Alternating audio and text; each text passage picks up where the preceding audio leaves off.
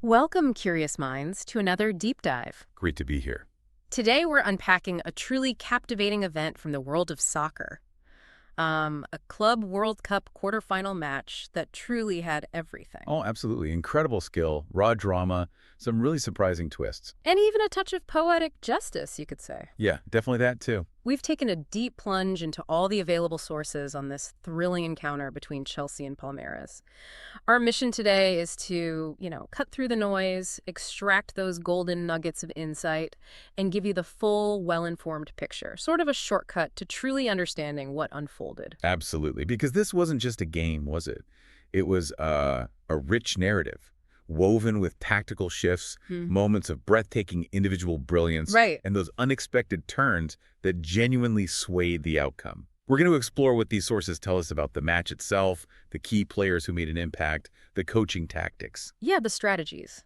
that shaped the contest, and the broader implications for both of these massive clubs and for the tournament as a whole. It's really a fascinating look at the high stakes of global club soccer. Okay, let's unpack this then. We're talking about a truly significant match in the Club World Cup, a tournament that's just getting bigger and bigger on the world stage.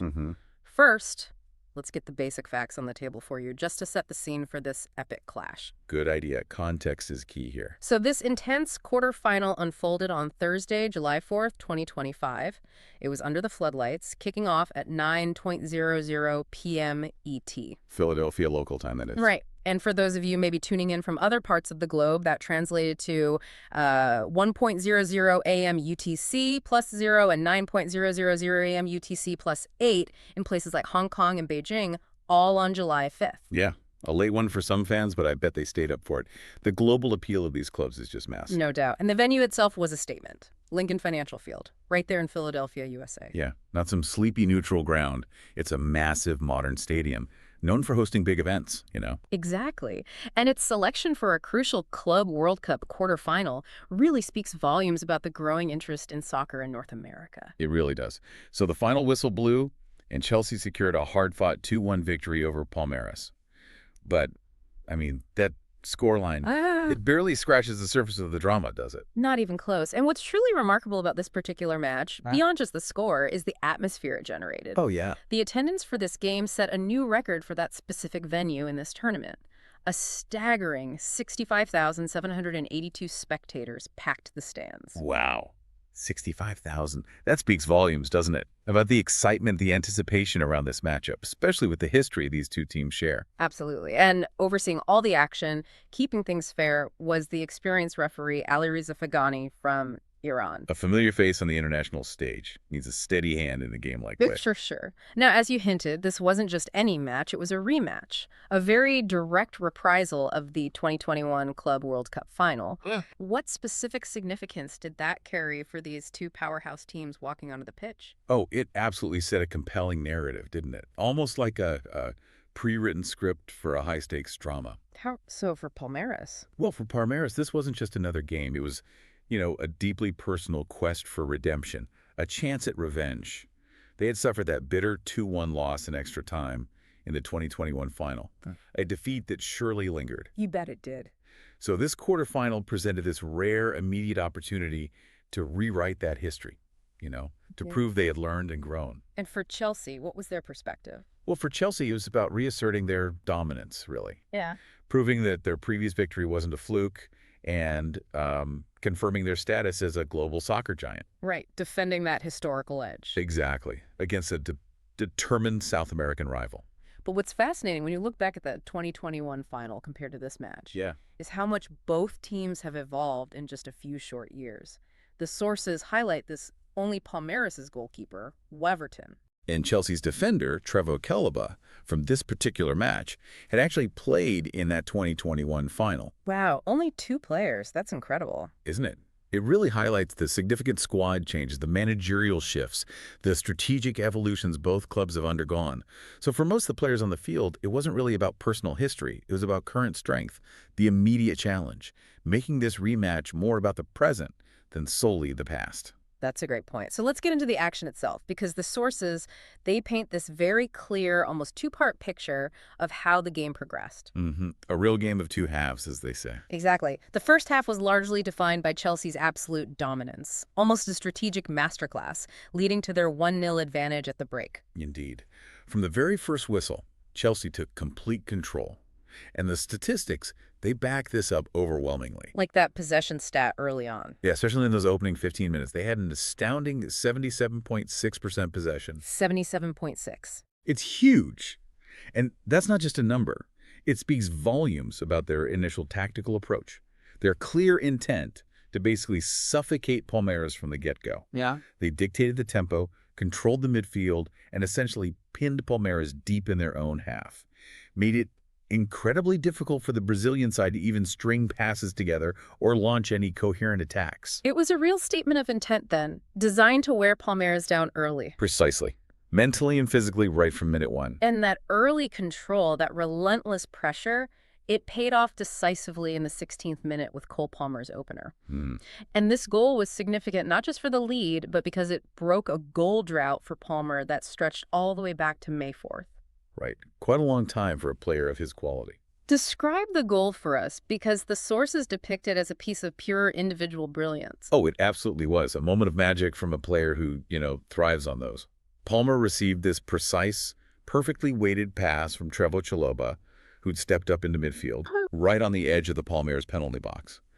And what Palmer did next was just pure artistry, showcasing his exceptional close control and vision. How did he get past the defenders? He elegantly dribbled, feinting and shifting, past no fewer than 3 Palmeiras defenders. Navigated this tight space with incredible agility to create just enough daylight for himself. Then, with a precise left-footed shot, he curled the ball perfectly. Pace, accuracy, right into the bottom left corner. Left Weverton with absolutely no chance. Clinical finish. Totally.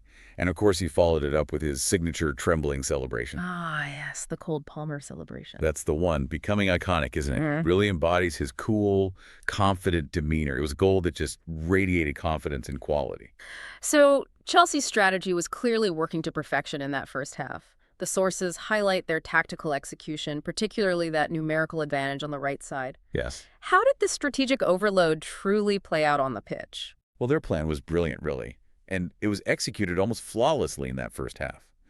Shows Maresca's tactical thinking. They intentionally created this numerical overload on their right flank. Brought together a formidable combination of players there. Who was involved? You had Cole Palmer drifting inside from the right, Pedro Neto holding the width or making diagonal runs, Malo Gusto pushing high from right back, Okay. and Liam Delap, the striker, often drifting into that channel too. This concentration of attacking talent and support on one side meant they consistently had more players in dangerous spots than Palmeiras could really handle. And the midfield setup enabled this. Yeah, absolutely. The sophisticated positioning and role of Andre Santos as a defensive midfielder were crucial.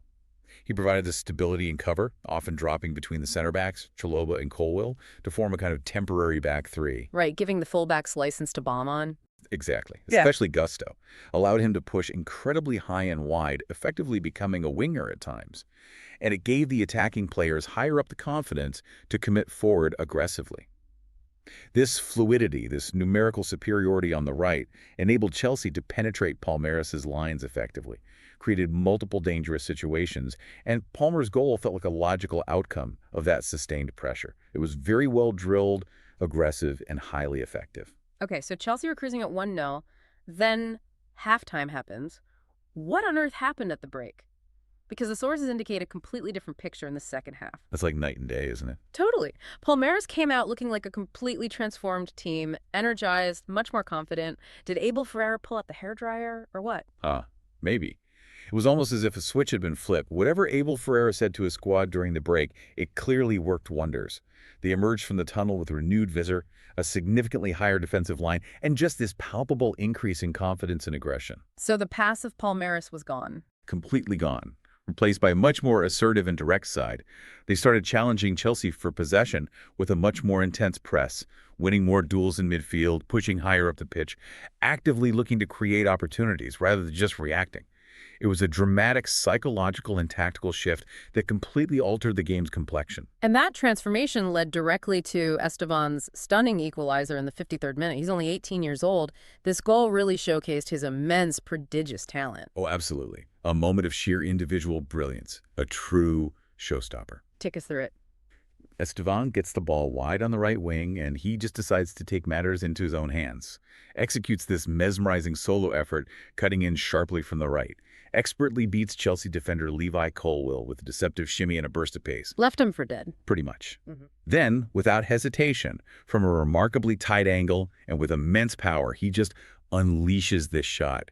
It struck the underside of the crossbar with incredible force before cannoning down and spitting into the net. Just spectacular. Wow. Crossbar in from a tight angle. Yeah, the kind of goal that gets replayed instantly. Talked about for days. And it was rightly nominated for Goal of the Tournament for good reason. The audacity, the raw power, the pinpoint precision. Breathtaking. A testament to his exceptional talent. And here's where it gets really interesting. The kind of narrative twist you just couldn't write. I know where you're going with this. Estevao is actually set to join Chelsea after this very tournament. Crazy, isn't it? Can you imagine scoring such a spectacular game-changing goal against your future club? That must have been an incredible, almost bewildering mix of emotions for him. It adds this almost theatrical, poetic layer of irony to the match, doesn't it? Totally. To score a goal of that caliber against the team you're about to call home in such a high-stakes, career-defining fixture, it's truly unique. For Estevao, it must have been a whirlwind. Professional duty to Palmeiras mixed with like a tantalizing preview for his future employers. Gave the Chelsea fans a glimpse, all right, even if it hurt in the moment. It's exactly a gut punch watching their future star inflict damage on them. But it's a fascinating look at the interconnectedness of modern soccer transfers and these individual player stories. So after that equalizer, the entire dynamic of the game truly shifted. Oh, completely. It became far more intense, balanced, almost a completely different match. Palmeiras clearly gained confidence, control even, while Chelsea seemed to lose their rhythm. They became noticeably more passive. That's precisely what happened. You could feel it on the field, in the stadium. Yeah. The goal injected this massive dose of belief and energy into Palmeiras. Momentum swung palpably. They started playing with much more freedom, aggression, tactical cohesion. Chelsea, on the other hand, they seemed to absorb the blow and struggled to regain that fluency, that calm possession, the attacking menace they'd shown so effortlessly in the first half. They got reactive. Yeah, more reactive, sitting deeper, playing safer passes, sometimes even desperate ones, which allowed Palmeiras to press higher, win more second balls, and dictate play for significant stretches. It turned from a controlled, almost dominant Chelsea performance into a genuinely end-to-end, frantic, tense battle. Showcase that psychological fragility that can affect even top teams. And then, in the 83rd minute, game hanging in the balance, Chelsea secured the win, but in such an unusual fashion. Oh, man. Yeah. An own goal decided it. A moment of pure, bizarre misfortune for Palmeiras. Describe that strange, almost comedic sequence. It was certainly not conventional, and yeah, I imagine it will haunt Palmeiras, especially their goalkeeper, for some time. Malagusto, who had been influential all match, delivers a cross from the left side. Okay. The ball, unfortunately for Palmeiras, deflects off their defender Bruno Fuchs. Unlucky enough, right? Right. But then, in this truly bizarre, cruel twist of fate, the deflected ball ricochets off the back of goalkeeper Weverton. Off his back? Off his back. He was probably adjusting his position, reacting to the deflection, whatever, and it just bounced straight into the net. Oh, brutal. Just a cruel stroke of immense misfortune for Palmeiras and for Weverton especially. A moment where the soccer gods seemed to conspire against them. But, well, it counted. And it proved to be the winner, underscoring just how thin the margins are at this level. Incredible. This whole sequence, it really highlights those fine margins in elite soccer, doesn't it? That's From true. Chelsea's initial tactical dominance to that single moment of individual brilliance from Estevao, shifting the entire momentum, and finally, a stroke of immense misfortune deciding the outcome.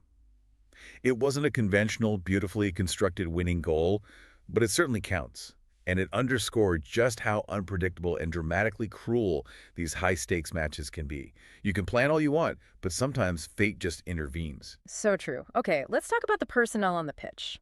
How did the coaches use their benches to try and influence the game, and what were the disciplinary consequences, especially looking ahead?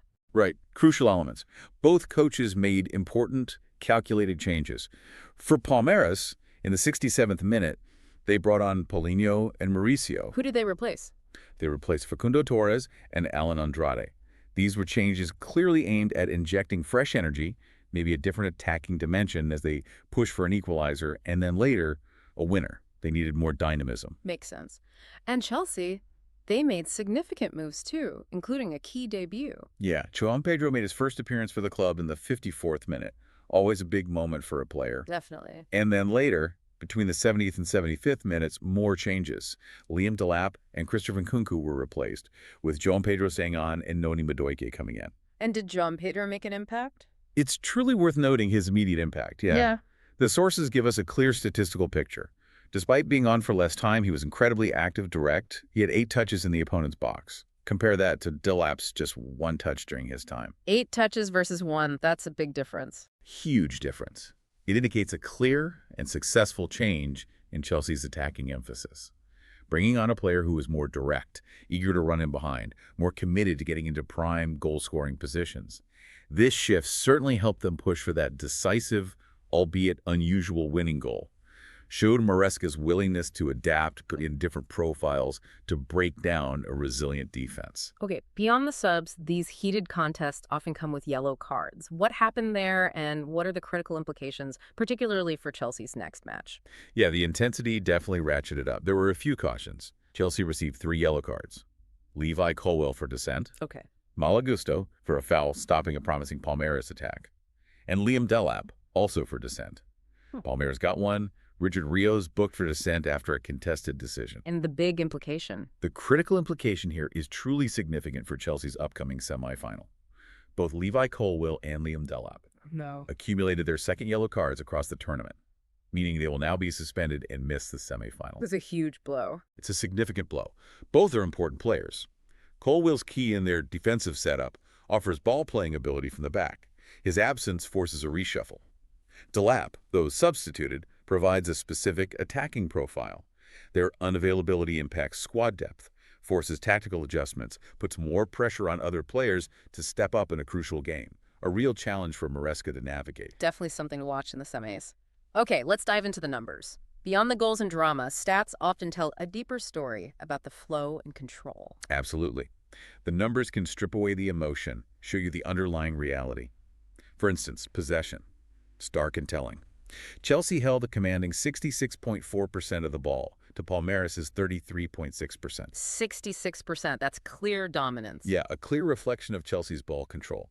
Their patient build-up, their strategy to dominate possession, especially in that first half, where they actively tried to deny Palmeiras any time on the ball. And that possession certainly translated into attacking intent, didn't it, looking at the shots? They certainly did.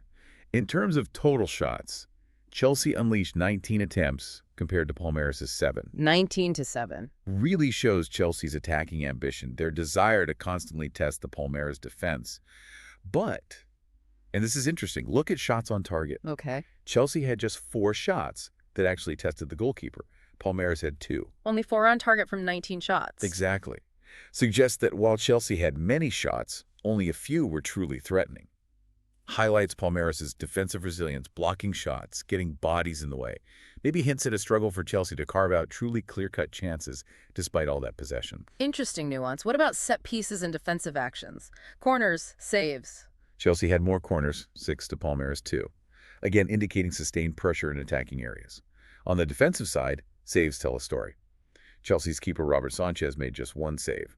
Weverton for Palmeiras made 3 crucial saves. So Weverton was definitely the busier keeper. Much busier. Shows that despite Chelsea's dominance, he kept Palmeiras in the game before that incredibly unfortunate own goal. Disciplinary-wise, yellow cards. 3 for Chelsea, 1 for Palmeiras, and crucially, red cards. 0 for both. Kept it 11v11. Good. And passing. That reflects control and technical ability, right? Indeed. The passing accuracy figures are quite telling, underscore a significant difference. Chelsea maintained an impressive 80% plus accuracy throughout. Palmeiras hovered in the 60-70% range. That's a big gap at this level. Huge gap. Shows Chelsea's superior ability to retain the ball, execute precise passes, build methodically, minimize turnovers. Looking at the top passers, Michael for Palmeiras, 94.6% completion. Outstanding. And Cucurella for Chelsea, 95.5%. Equally impressive. Wow, those are high numbers. Extremely high. indicates their roles as incredibly reliable distributors, vital cogs in build-up play from deep, launch pads for attacks. Any other stats that jumped out, maybe under the radar stuff? Yeah, a few nuggets. Malo Gusto, for instance, incredible defensive first half, completed 5 tackles in that period alone. 5 tackles in 1/2. Yeah, the most of any player in the entire match.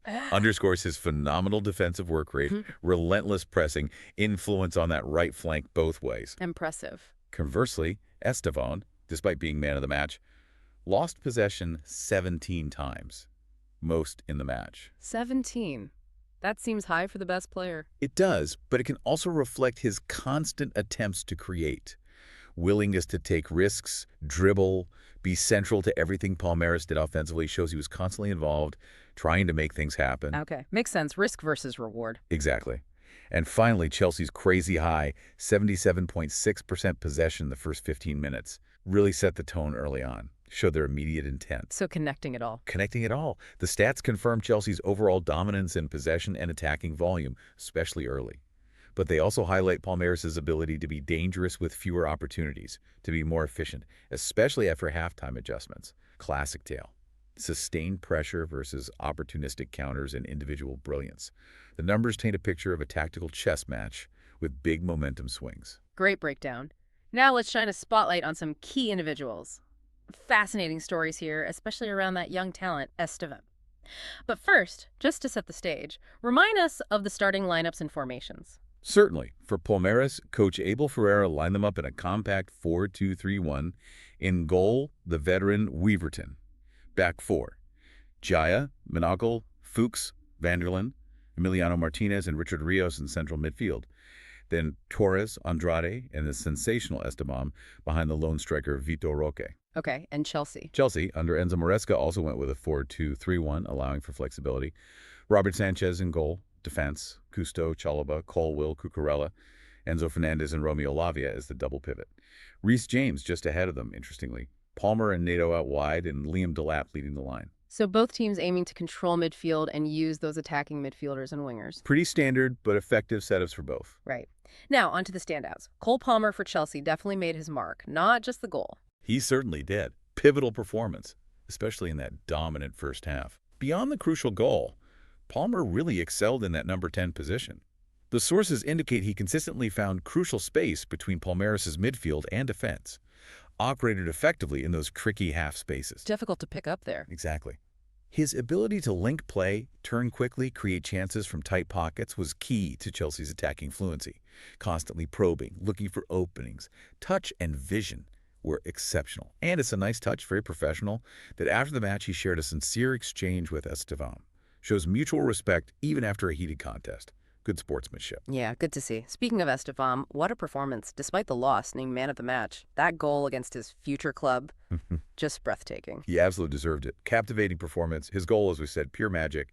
Immediately showed why Chelsea paid a reported $40 million for him. Stunning display under immense pressure. His overall performance highlighted not just raw talent, but surprising strength for a lean player. Incredibly quick dribbling that left defenders flat-footed. Always dangerous. Always. And his relentless drive to impact the game. A constant thorn in Chelsea's side. Every time he touched the ball, something exciting felt possible. He really delivered a memorable farewell for Palmeiras. And then there's Weverton, the Palmeiras keeper. Night ended in such a heartbreaking way with that own goal. But how was he before that? Yeah, tough ending. But Weverton is a seasoned pro, highly experienced. The sources confirm he made 3 crucial saves. Kept Palmeiras in it when Chelsea were pressing hard, especially first half. Proactive, good decisions, excellent reflexes. But yeah, the outcome was tainted by that incredibly unlucky own goal. His post-match comment really captures the agony. Tonight will be a difficult night to sleep because we will be thinking about whether we could have done things differently. Oh, man. You feel for him. You really do. A candid, raw admission of the mental weight players carry, especially keepers, when a bizarre moment dictates a result. You can feel the anguish. Absolutely. And what's truly fascinating here is how players like Palmer and Estevao, on opposing sides, fighting tooth and nail, are both so central to the overall narrative. One delivers the opener, the other the stunning equalizer. And they share a future team. Really speaks to the interconnectedness, the fluidity of modern global soccer. Player careers intertwine in unexpected, almost poetic ways. A reminder that beneath the intense competition, there's a shared fraternity. Well said. Okay, let's shift focus to the sidelines. Behind every great game, the masterminds in the dugout. Let's dissect the tactical approaches. Chelsea's Enzo Maresca and Palmeiras' Abel Ferreira. Chelsea's blueprint first. Maresca's tactical blueprint was evident from the start, clear philosophy. His 4-2-3-1 heavily focused on creating threats down that right flank, as we discussed, systematically overloading it. Their incredibly high first-half possession, 69% for that period, achieved through this disciplined yet dispersed three-at-the-back system in possession. How did that work exactly? Involved one of the central midfielders, often Enzo Fernandez, dropping deep to create a three-man defensive line when they had the ball. This allowed the wide players and fullbacks to push incredibly high, and crucially, Andres Santos, as that true defensive midfielder, provided stability, cover, allowed them to push numbers forward and penetrate Palmeiras' lines. Pedro Neto's presence on the right was a constant threat, stretching the defense, creating space for Palmer and Gusto. Very deliberate, effective strategy. And Abel Ferreira for Palmeiras, he faced significant challenges even before kickoff, right? Missing key players. He certainly did. Yeah. Highlights his ability to adapt under pressure. Ferreira was navigating a difficult situation. Key defenders Gustavo Gomez and Joaquin Piquerez suspended. Right, yellow cards. And another important defender, Murillo, out injured. Forced him to field a makeshift backline. Always tough in a high-stakes quarterfinal against Chelsea's quality. Despite these setbacks in a tough first half, his second-half adjustments really paid off. They reorganized defensively, became more compact, aggressive. And offensively. Offensively, made a crucial strategic decision, giving Estevao more freedom, license to roam, moved him into more central areas where he could dictate play, receive the ball in dangerous pockets. That strategic shift directly led to the equalizer and completely changed the game's complexion. Showed Ferreira's astute understanding of his players how to spark a comeback. So a clear tactical turning point then, acknowledged even by the coaches themselves. Absolutely. And Maresca admitted it, which is quite telling. He said post-match, the first half we were better, we controlled the game. But they scored and the game changed. Perfectly sums it up. It does. Yeah. After Estevao's equalizer, Chelsea visibly struggled to regain control. Lost their rhythm, passes less precise, forced into a more reactive, passive strategy instead of dictating. It became a more open, frantic, balanced contest from then on. A testament to Palmeiras' resilience and Ferreira's in-game adjustments, forced Chelsea out of their comfort zone into a more desperate search for a winner. And it really raises that question, doesn't it? How much does momentum, fueled by one brilliant goal, override even the best-laid tactical plans? Good question. Both coaches recognize this shift. Shows the psychological and strategic dimensions. A powerful reminder that soccer isn't just formations and roles, but also confidence, belief, human will on the pitch. Sometimes, individual genius dismantles a perfect game plan. So true. Okay, the aftermath. Once the whistle blew, emotions and insights flowed. What did the coaches and players say? Let's start with Enzo Maresca, the Chelsea coach. Maresca's comments were measured, professional, but didn't hold back. Described it as a difficult game, as we expected. Acknowledged the challenge Palmeiras posed. Quick to point out Chelsea's superior control in the first half, but candidly admitted they scored and the game changed. Confirmed that momentum shift. Despite that, expressed strong belief Chelsea deserved the victory in the end, maybe referencing possession, shot count. Congratulated his players for their resilience. And what about Estevao? Scoring against his future club must have been an awkward question. Yeah, unique situation. Maresca handled it very professionally. Emphasized Chelsea prepared to face Palmeiras, not just Estevao. Clearly wanted to convey their focus was on a collective opponent. Considered Palmeiras a great team, and the future transfer wasn't a factor in match prep. Very professional stance, maintaining focus. Makes sense. Now, Abel Ferreira, the Palmeiras coach, some very pointed, honest assessments, didn't he? Especially about financial disparities. Ferreira's comments were incredibly direct, insightful, quite raw. He frankly stated, it is simply a fact that Chelsea are stronger than Palmeiras. They come here and buy our best players. What more can I say? Wow, very blunt. Very blunt. Highlights that stark financial muscle of top European clubs, the impact on talent retention for teams like Palmeiras, a systemic issue, a power imbalance. He wasn't afraid to voice it. Speaks for many clubs, yet despite the bitterness, immense pride in his team's collective spirit. Said, but in my team, nobody goes it alone. We run, fight, suffer, and win together. Speaks volumes about his philosophy, teamwork over individual stardom, even as a star departs. And in a remarkable display, he also offered advice, almost a scouting report, to Chelsea on Estevao. He did. Provides fantastic, intimate insight into Estevao's character and attributes from someone who knows him best. Ferreira praised his remarkable strength and toughness despite looking lean. Looks very thin, but he's very strong. Commended his quick, deceptive dribbling. Called him an amazing player. Very tough mentally. Basically giving Chelsea the inside scoop. Pretty much. Concluded by congratulating Chelsea for getting an excellent player. Almost a final seal of approval. Shows deep respect, even as he departs. Offers Chelsea a clear understanding of the gem they're acquiring. Rare to hear such an honest assessment from opposing coach right after a loss. Incredible stuff. And finally, Cole Palmer. What were his thoughts after the game? Palmer expressed clear satisfaction. Said, "It feels good to be the last English team, and hopefully we can win it." Referencing Man City's elimination. Highlights that competitive pride, representing the Premier League. Also commented positively on the atmosphere in Philly. "There were a lot of fans tonight, more than we've had in previous games, which was good."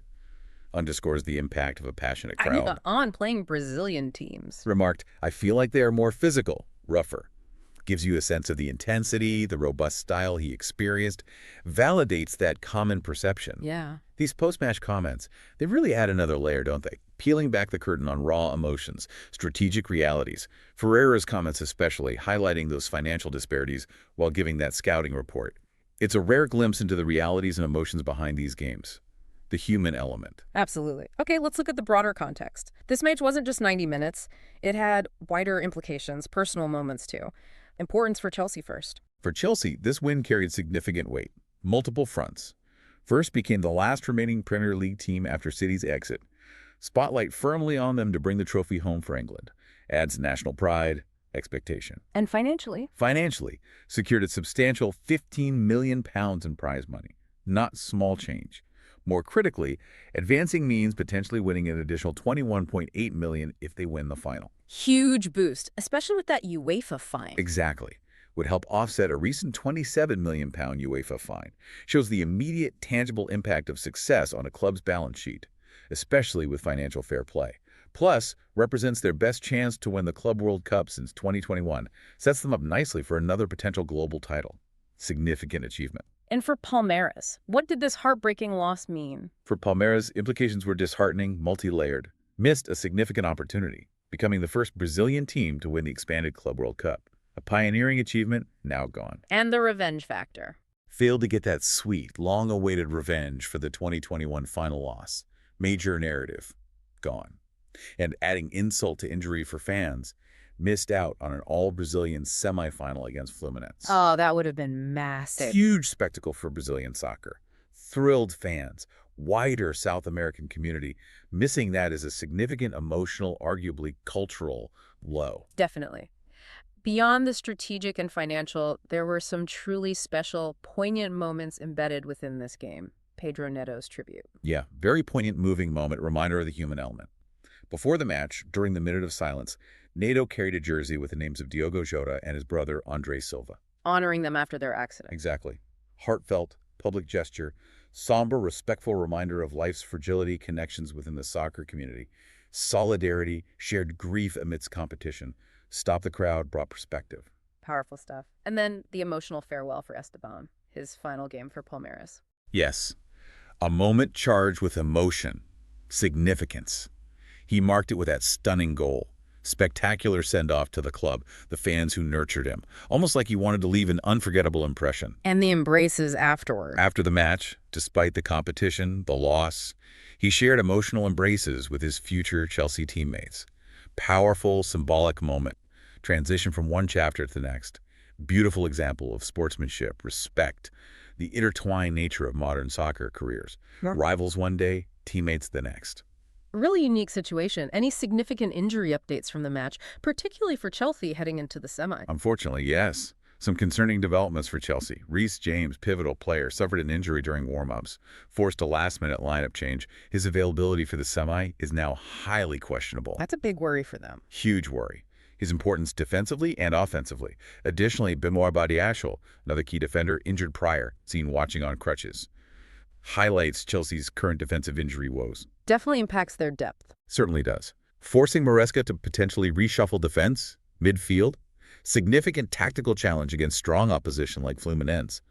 Always a difficult balance in these compact, intense tournaments.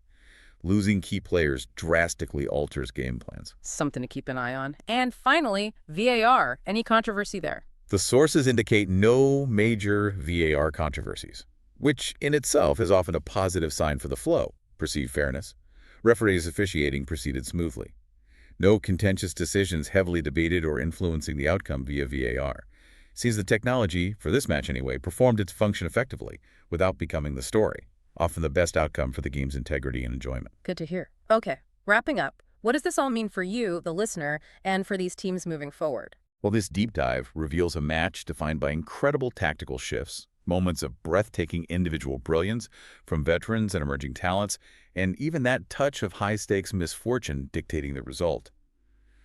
Chelsea's victory, driven by squad depth, individual quality, sets up a fascinating semi against Fluminense, aiming for their second Club World Cup final in 4 years. Palmeiras, despite the heartbreak, showcased remarkable fighting spirit, especially second half, proved why Estevao is so highly coveted, delivering a truly memorable farewell. This win pushes Chelsea closer to that title, but also highlights the immense pressure, the significant rewards in these global tournaments. Financial incentives, prestige. It's a testament to the changing landscape of club soccer. Indeed. And those unique circumstances, like a future transfer scoring that stunning equalizer against his new club, it makes you wonder, doesn't it, about the psychological undercurrents. How much of a player's performance in moments like that is driven by pure, raw talent, and how much by the sheer weight of expectation? Or even that subtle desire to leave a lasting, undeniable impression, even on the team they're about to join. Was Estevao simply playing at his peak, or was there an added layer? Motivation to prove his worth to his incoming club, even at the immediate expense of his current one's victory. It's a fascinating question about professionalism, emotion, ambition in modern soccer. A truly fascinating thought to mull over long after the final whistle. Thank you for joining us on this deep dive. My pleasure. We'll be back soon with another stack of sources to unpack for you.